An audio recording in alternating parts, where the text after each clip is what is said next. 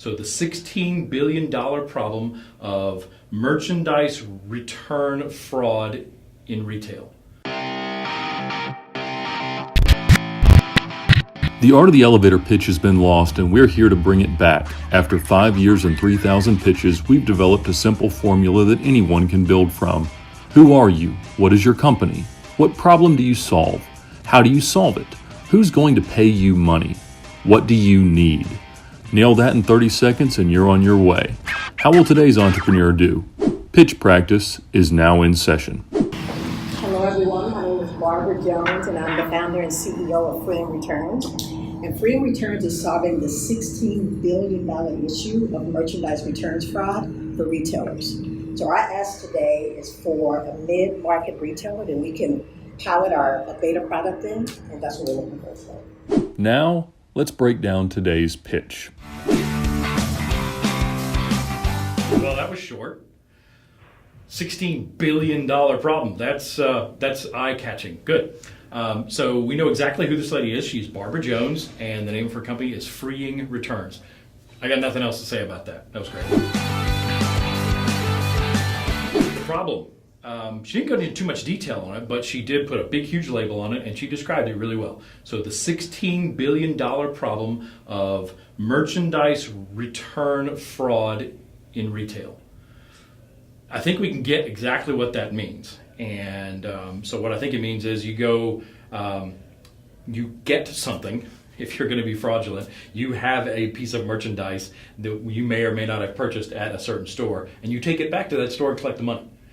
You collect cash. So you might not be able to do it, thousands of dollars at a time, but if you have one piece of clothing or one tool or whatever, and you have it's brand new, it's in the box, we don't know how you got it, but you're going to take it back to them, and they're going to give you money for it. So basically, if you've gotten something fraudulently, whether you stole it or borrowed it or whatever you did to get it, and you didn't buy it, and you're taking it back to the store, and they're giving you money that they didn't collect, so it's not a legit return.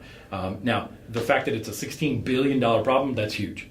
So for the retail industry, which is some would say is dying, is retail dying?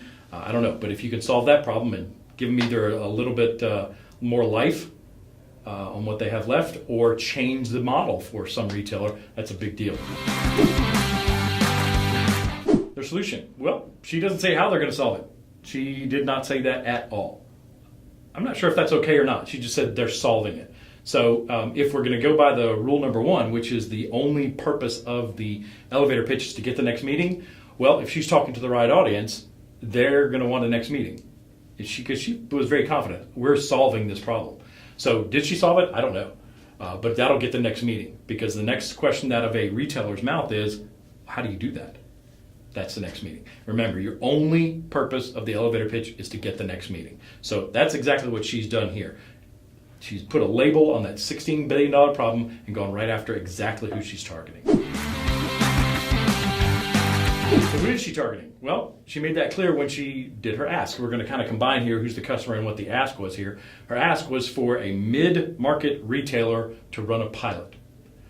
All right, that's very clear, very concise, and very specific. However, I don't have the slightest idea what a mid-market retailer is.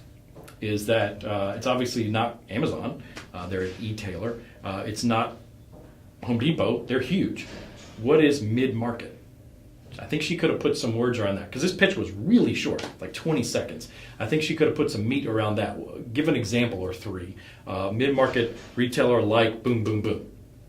If you know somebody here, we'd like to introduce this product and run a pilot. I think that could have been improved very much. So that was her ask. It was very specific, but I think she could have and needed to go a little bit further with this audience. Now, if she's talking to an audience of retailers, they're going to know exactly what she's talking about, so that works just fine. So if that's her audience, good. That works really, really well, and she can talk about the problem that they're all going to know it, and she's going to her ask is for a pilot customer, really clear, if she's got that right audience. In a general audience, she needs to tighten that up a little bit, add some meat to exactly what a mid-market retailer looks like.